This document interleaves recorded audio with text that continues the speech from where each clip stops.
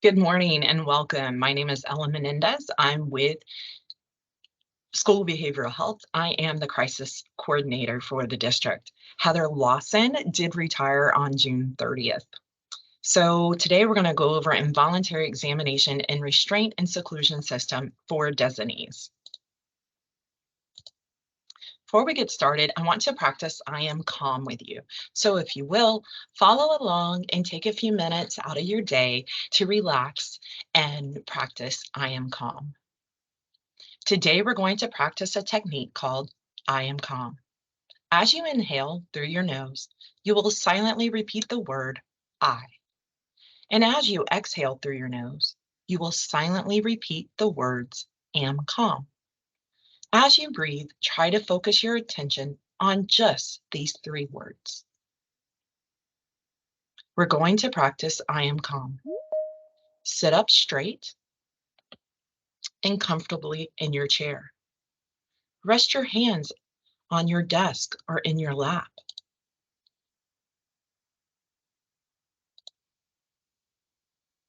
Close your eyes. Feel your feet flat on the floor. Relax your shoulders back and down. Let your whole body be still. Breathe normally and relax. As you breathe in through your nose, notice the feeling of the air moving in. As you breathe out through your nose, notice the feeling of the air moving out.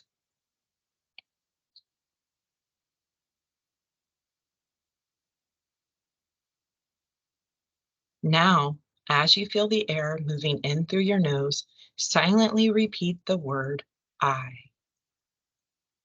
As you feel the air moving out through your nose, silently repeat the words am calm.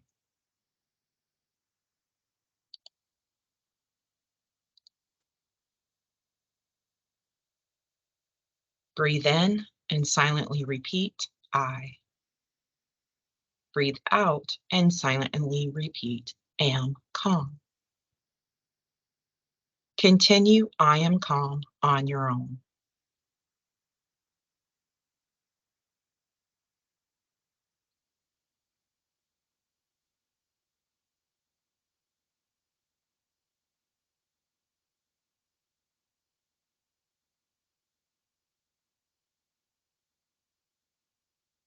Now, take a deep breath in, hold, and exhale slowly. Notice how you feel. Slowly open your eyes. All right. So thank you for participating in that. Just taking a few minutes to really ground us and get us ready for the training. So throughout the training, we're going to talk about during the assessment, contacting the crisis hotline, the rapid response team. We're going to talk about after the assessment, law enforcement, and how we put information into the IERS system, and then de-escalation and talking about strategies that we can use to de-escalate. So when to call the crisis hotline? Typically, the administrator or an administrator designee or the school mental health professional, such as school counselor, school psychologist, school social worker, and maybe the full service counselor, if the student is on their caseload, would call this crisis hotline for these varied incidents, such as the student expressing thoughts of suicidal ideation, expressing active psychosis, delusions, or hallucinations. If we're unable to de-escalate them after multiple and varied attempts to try to de-escalate the student, or if the student is expressing homicidal ideation. Understand that homicidal ideation does require the involvement of law enforcement, and a threat management assessment needs to be done as well. So what is the crisis response procedures?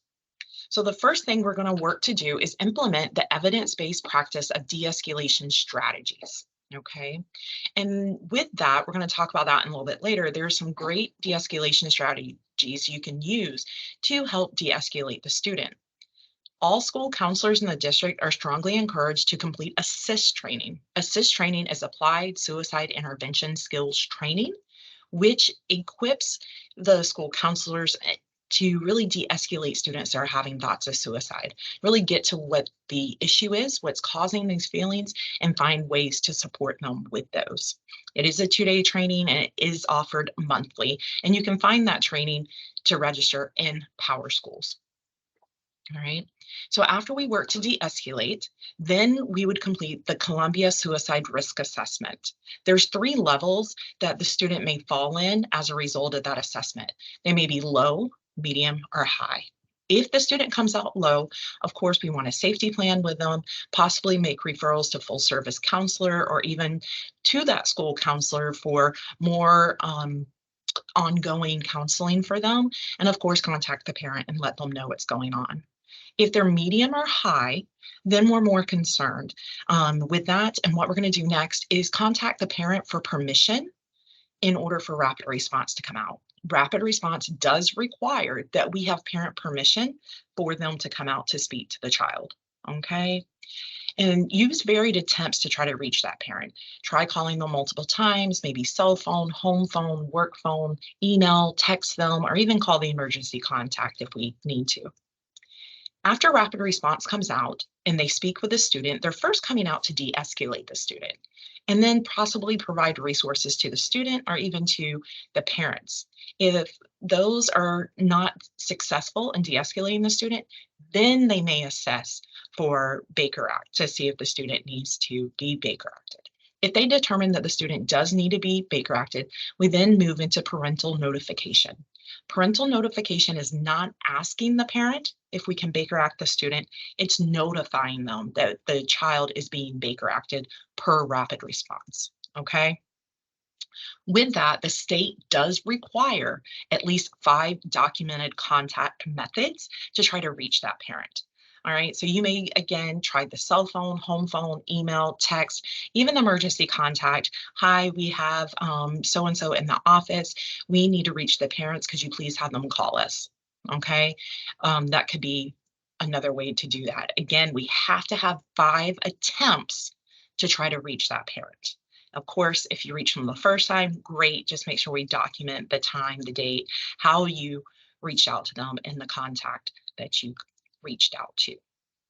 So with that, when parents give permission, law enforcement is only there for transport. Okay. Law enforcement's main goal with a Baker Act situation is to transport.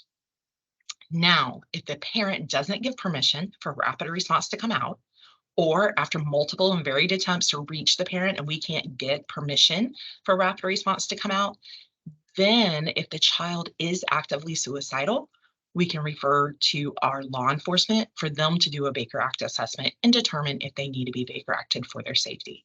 Again, law enforcement is only doing a Baker Act if the student is actively suicidal and we cannot reach the parent or the parent does not give permission for rapid response to come out. And we strongly believe that this child's a danger to themselves. Okay. So just to reiterate, parent notification, again, parent or guardian home phone number, cell phone, text, email, and then you could possibly try emergency contact if needed. When you call the crisis hotline at 904-390-2535, we're going to ask for this information. We needed the demographic information along with the ESC exceptionality of the student. We need the incident information. What was going on prior and what's the situation now with the student? What is the result of that Columbia Suicide Risk Assessment? Parent notification, were you able to get hold of the parent? Did they give permission for us to come out or to call rapid response to come out? And who is currently working on verbal de-escalation with the student? Please understand that the rapid response team are not DCPS employees. Okay, it's not us at the crisis hotline coming out. The rapid response team is actually licensed contracted clinicians through the Child Guidance Center. Okay, and they are actually funded through an LSF Health Florida state grant. Right, so they're going to come out. They are licensed clinicians who can determine if the student needs to be Baker Acted. But again, their first initial reason for coming out is to de-escalate, provide resources, and then possibly do an assessment.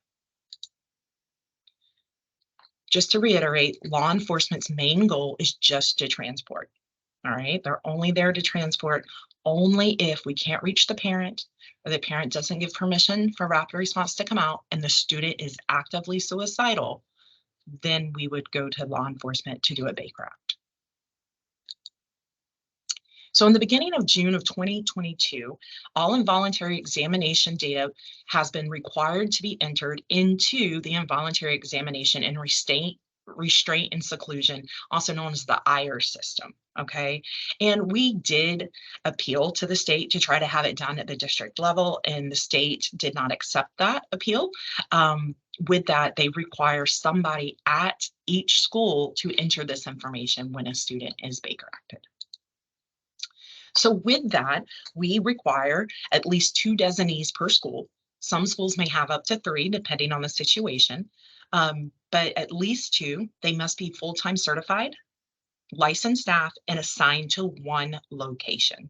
Okay, so I know we do have some assistant principals that are assigned to 2 schools. So for example, say Assistant Principal Brown, for example, is assigned to Mandarin High and First Coast. Okay. They can only be the designee at either Mandarin High or First Coast. They cannot be the designee for both locations. And we do ask that 1 or more building administrators are identified per school. This individual also needs to have access to confidential records. And the information from the Baker Act has to be input into IERS within 48 hours. That is the crucial part of it, making sure it's entered into IERS within 48 hours. So I'm going to send you this wonderful link. This link really reiterates how to go through step by step and enter the information into IERS. It walks you through it every step of the way. It's a great resource to have and just to save. So I will send that to you to review when you need to review it or have time to review it. What I am going to do is kind of walk you through a PDF that can be used to record the information. So anyone that's working with the student that's being Baker acted can record this information, provide it to the designee. So the designee has everything they need to enter into IERS. When you log into IERS, up here, it's going to have your name, it's going to have what school you're at, and then you're going to click on Report Involuntary Examination Incident. Okay, I can't show you what it looks like on my end because my setup is a little bit different than what your setup will be. Please understand that when you complete the PDF, this does not negate it being entered into the IERS system. Okay, PDF is just a place to record the information, provide it to the designees to have a quick reference to ensure they have all the information they need. All right, you still have to input it into IERS. So the PDF, I'll email this to you as well. Very simple. The first page is all student demographic information. Second page as well, more demographic information. Third page, we go into location of incident. Where did it occur? Was it on school grounds? Was it at a bus stop, a school-related activity, and the date of the incident? Parent notification. We can delay parent notification up to 24 hours if we believe the parent is abusing the child, okay, or we believe that they're the perpetrator causing some of these feelings that's happening. With that, there must be a call to DCF. Okay, there has to be a call to DCF, so make sure you notate the date and the time. If you do this, you still have to notify the parent 24 hours later. Okay, and make sure you record the date and time that you notify the parent because it will ask you for that prompt when you go into IERS. So as I talked about earlier, we have to have 5 documented attempts to notify the parent of a Baker Act. Here's a piece that really is helpful for that. You can write down the date, the time, the method, also the contact, and the outcome, successful or unsuccessful. Verbal de-escalation. So with the verbal de-escalation, the state recognizes school counselors, school social workers, and school psychologists as being school-based mental health service providers. The school principal, assistant principal, deans are not recognized by the state for this. We still want the principals, assistant principals, and deans to assist in de-escalating. Just understand when we put this information into IERS, ideally, we should have a school counselor, social worker, or psychologist name to put here. Another option would be school-based or I'm sorry, community-based behavioral health provider. So that could be that full service counselor if the student's on their caseload, they can provide de-escalation. Or when rapid response comes out, they're providing de-escalation as well. So you could use them as the person doing the de-escalation. You just make sure you put their name here and select community-based. Resource officers. Some of our schools do have JSO. They're able to do de-escalation as well. Make sure you have the officer's name. And then click school resource officer or school safety officer, which is our DCPS police department. Again, have the officer's name and choose that option. Initiation of involuntary examination process.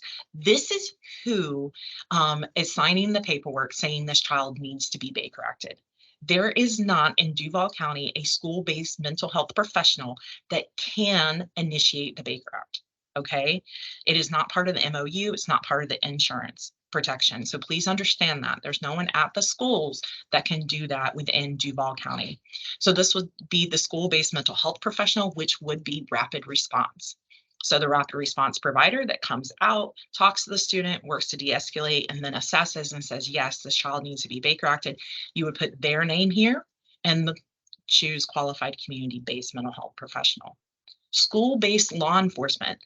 If we can't get a hold of the parent doesn't give permission for rapid response to come out, and that student is actively suicidal, then we can refer to our DCPS police that's on campus. They can do the Baker Act.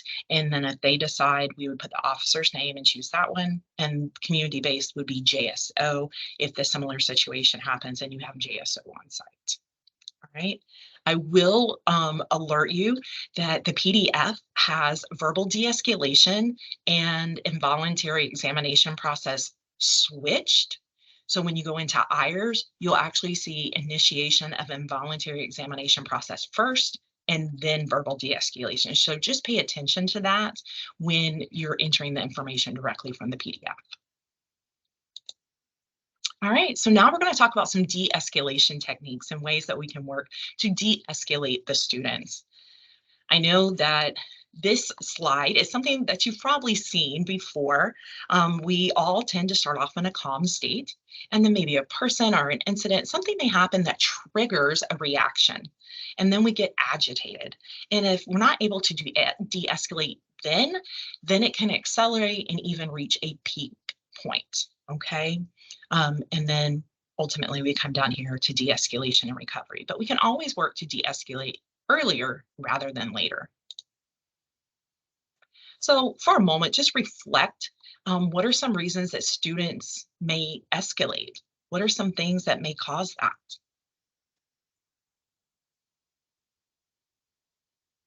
And it may be due to something that happened at home before they even got it to school. Maybe it was on the bus, maybe walking in the hallways, maybe another student looked at them wrong and they're just not in a good mood. There's a lot of different reasons that this can happen. All right. And so another resource that you could possibly use is really looking at behaviors early on and deciding what could be some responses to those behaviors to help de-escalate sooner rather than later, because we can prevent it from reaching a peak point if we work to de-escalate, notice those triggers, notice that agitation earlier. So de-escalation can be thought of through a multi-tier process. It really begins in the classroom with school staff. All right. The goal is for a student to remain in class. If they're unable to de-escalate, then school-based mental health professionals, school counselors, school social workers, school psychologists can work to de-escalate them. And again, the full service counselor if they're on their caseload. And then as we escalate up, we could go into the rapid response team. Ultimately, the goal is to return the student to class in a completely calm state. So can you remember the last time that you found yourself reacting aggressively to someone? Did your heart rate begin to go up in response to that agitation? How did you react? How did you communicate? Were you able to keep yourself calm? If so, think about how you did that. And sometimes those strategies that we use as adults is same things that we need to teach kids early on. So when those situations come up, they can utilize them as well. So what flips your switch? What sets you off? And oftentimes what sets us off also sets off our students.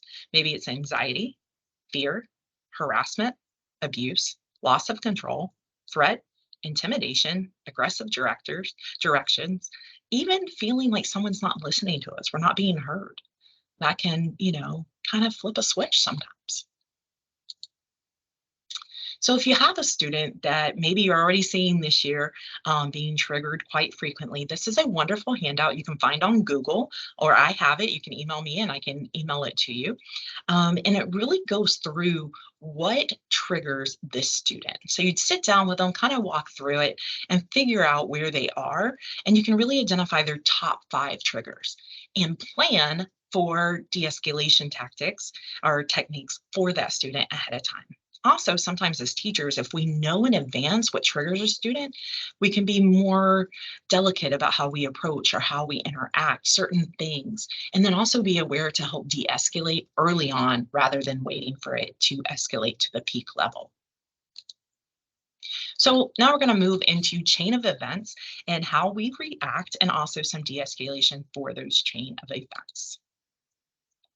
So as I said earlier, there is really 3 steps to aggression. First, there's the trigger phase, triggered maybe anxiety, escalation phase, loss of judgment, intimidation, verbal venting, refusing to answer questions, mounting anxiety. And then we can go into that crisis phase, loss of physical control, loss of verbal control. All right. And so as the aggressor accelerates, they will have a sense of progressive loss of trust, suspicion of another's trust, and feeling the threat of another's intent. All right. So, oops, sorry. I'm going to show this video with Shane. I want you to just pay attention to Shane and how he escalates throughout the video. Maybe.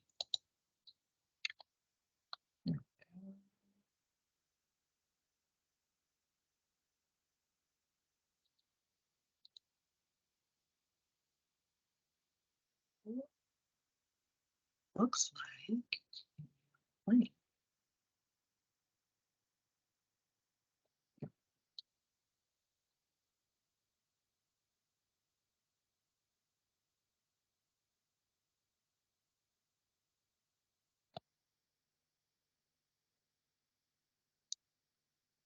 You gotta love technology when it takes forever.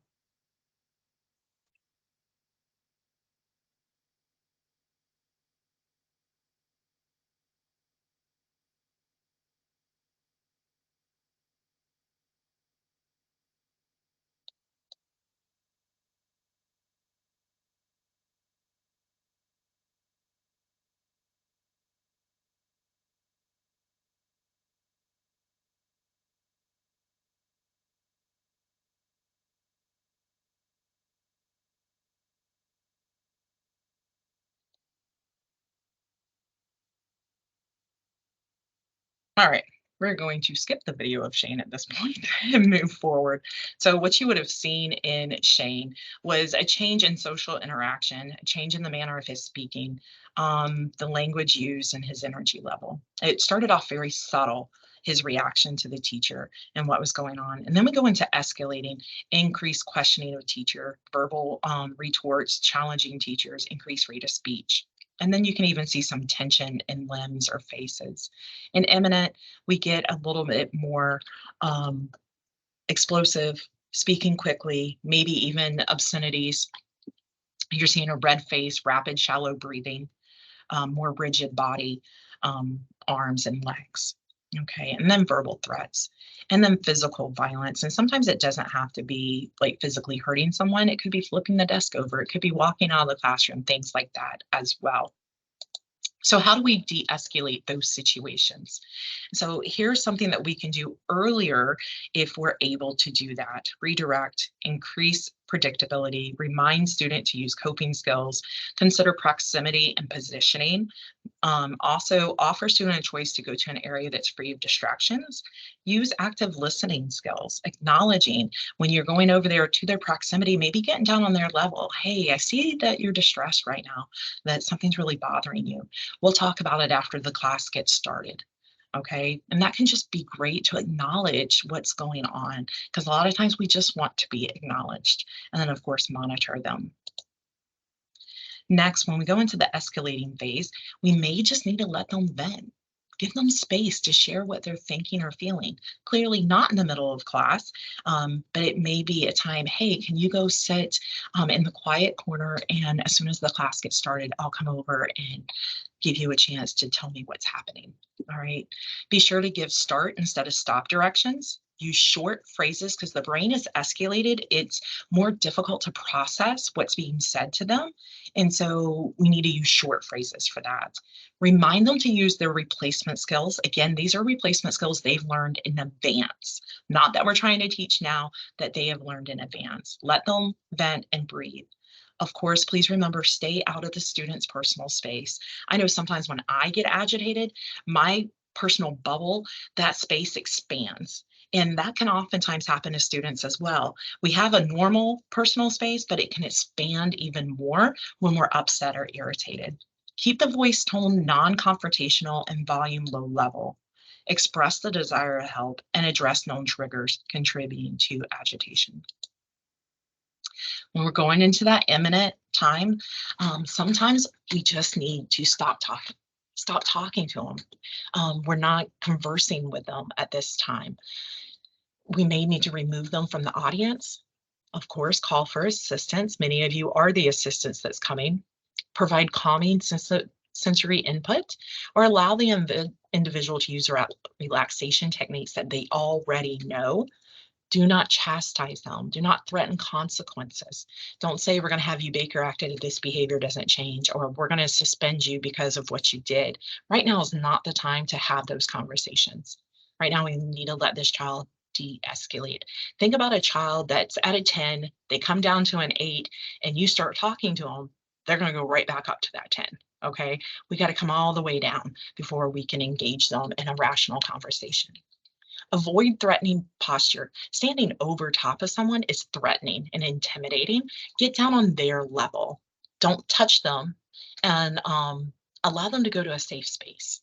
Okay. And maybe if it's a student that's a runner or something, discuss earlier in the year, where is it you like to go? Where do you feel safe? Where can we go if you feel so overwhelmed you need to escape the classroom? That can be helpful too. And then finally, allow time to de-escalate. It takes time to de-escalate. It's not an immediate thing that happens. So be mindful of that. All right. On average, it can take anywhere from 20 to 30 minutes for someone to completely de-escalate. Sometimes it takes even longer depending on the student and depending on what they're experiencing and what they're feeling.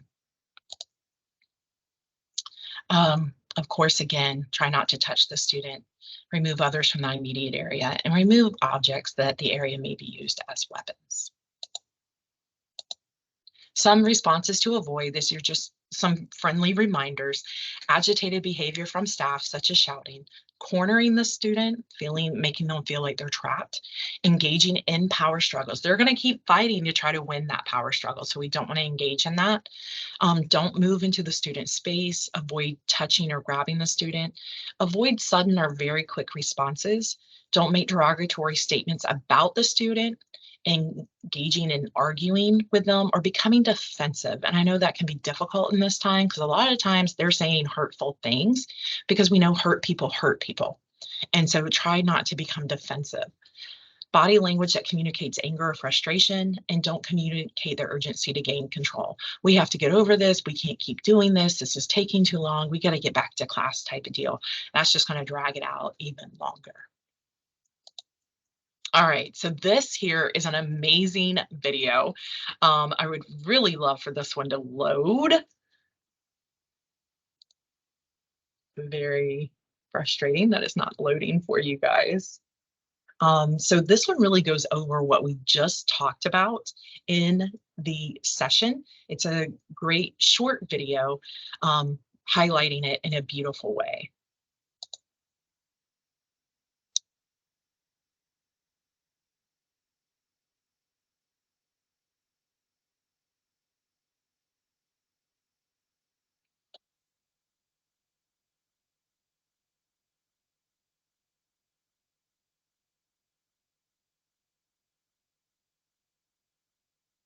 Looks like it's trying to load. Maybe a little bit quicker than the other one did.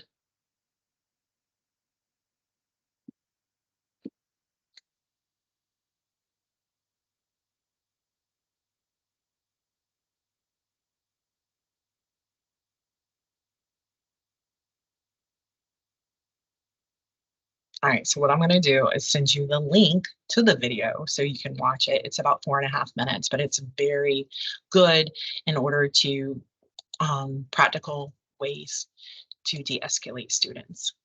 And so just to reiterate, you can speak calmly, speak privately, minimize body language, move slowly and deliberately, speak respectfully, establish eye-level position, be brief, avoid power struggles, give the student space, and allow time. So breathing exercises can be very helpful in de-escalation and for controlling aggression. And it can train people to how to control their aggression, and they can use these for that. So box breathing is one of those wonderful breathing exercises. And if you will, I'm going to guide you through this. So if you will follow along, that would be wonderful. So go ahead and lower your gaze or close your eyes if you feel comfortable. And I want you to take a deep breath in for 4 seconds. 4, 3, 2, 1. And hold that breath for 4, 3, 2, 1. And now I want you to exhale for 4, 3, 2, 1. And then hold again. 4, 3, 2, 1. Again, inhale. 4, 3, 2, 1. Hold. 4, 3, 2, 1. Exhale. 4, 3, 2, 1. Hold. 4, 3, 2, 1. One more time. Inhale. 4, 3, 2, 1. Hold. 4, 3, 2, 1. Exhale. 4, 3, 2, 1. And hold. 4, 3, 2, 1. Return your breathing to normal. Notice how you feel. Wiggle your fingers and toes, and then slowly look up. Another thing that we can teach them is self-havening touch. So you'll take your palms and rub them together as you're washing your hands. And then you're going to give yourself a hug. Place the palms of your hands on the opposite shoulders and rub them down your arms to your elbows.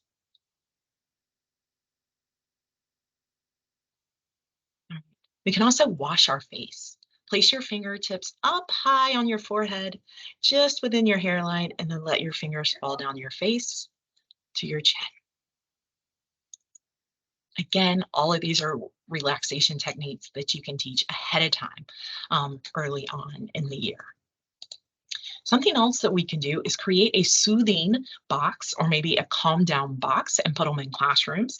One of the school counselors at one of our elementary schools created one for every classroom in their school. The PTA got together and donated the money to utilize this. So that's a great strategy you can try as well. And we teach the kids that these are tools. These are not toys. These are tools. And in the calm down box, we're really using different things that can meet the child's senses. And they may not use all the senses at that time, but we have them all there so they can use what they need at that time. So for vision, photos, pictures, postcards, maybe even a coloring page, smell, a candle, sachet, sorry, scratch and sniff, or cinnamon stick. Breathing, bubbles, and breathing exercises. And what's really funny about bubbles, if you blow too hard, it just goes and nothing happens. If you blow too soft, the bubble doesn't form and then disconnect from the wand. So you really have to have regulated breathing for bubbles. And so that can help to bring someone down and to regulate that. Sound, small cymbal, crinkle toys, or earplugs, because sometimes they need to block out all that other noise. It's too loud, it's too overwhelming for them. Taste, peppermint, sour sweets, a small bottle of water. Touch, stress ball, fidget toy, spike balls, fabric or Play-Doh, and then mental, word search, word games, Sudoku jokes, list of goals, and dreams. I do have a list that the school counselor provided me that lists everything they have in their calm down boxes. I will include that in my email as well. Grounding exercises. And so we can use grounding exercises to help them refocus on the present moment. Okay, and distract them from anxious feelings. When we're talking about anxiousness, we're talking about the future. We're kind of what's going to happen in the future. Right now, let's come back to the moment. Let's come back to the present and where we are. So, what we can do is 5 things we see, 4 things they can touch, 3 things they hear, 2 things they smell, 1 thing they taste. With this, it's easy to look around and name 5 things you see, but actually describe those 5 things in detail. Describe each item in detail, and it takes longer and it brings the person back to that present moment even better. Okay. Sometimes placing hands in cold water can help to de-escalate. Of course, if we have a pet or maybe a stuffed animal to pet, can help. Listening to soft music and then having them share about a place they feel safe. What does it smell like, sound like, taste like? If it has, something they've eaten there, how's their feelings when they're there?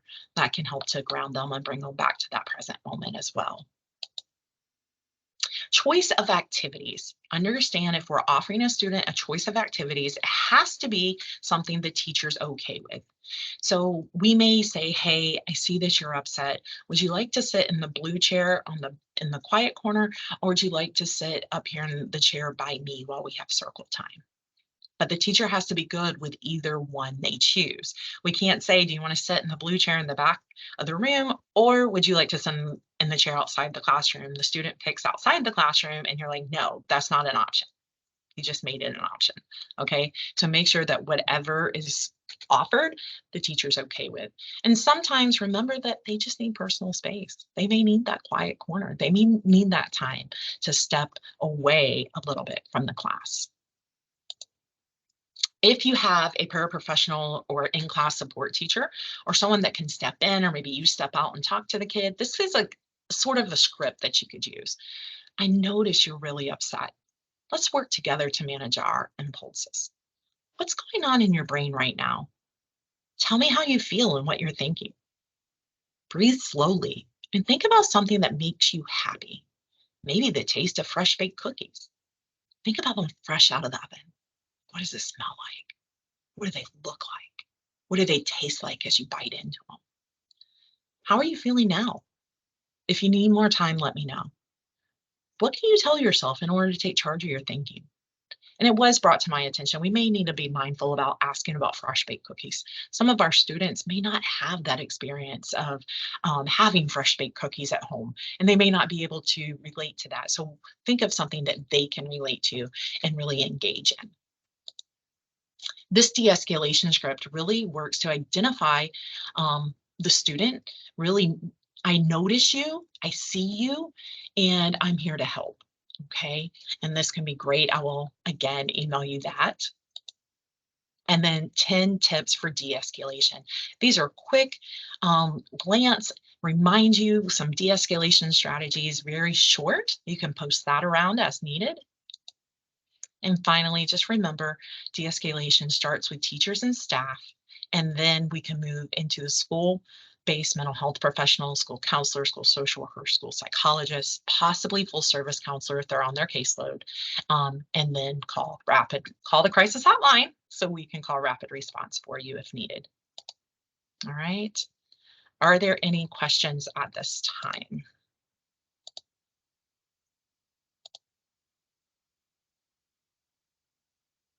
All right, there is my contact information. If you need to reach me, feel free to reach out at any time. I appreciate you taking time to be here or to watch this video as you see fit. Again, have a great day, and I hope your year is a beautiful year with lots of great academic learning and self-regulation. Thanks.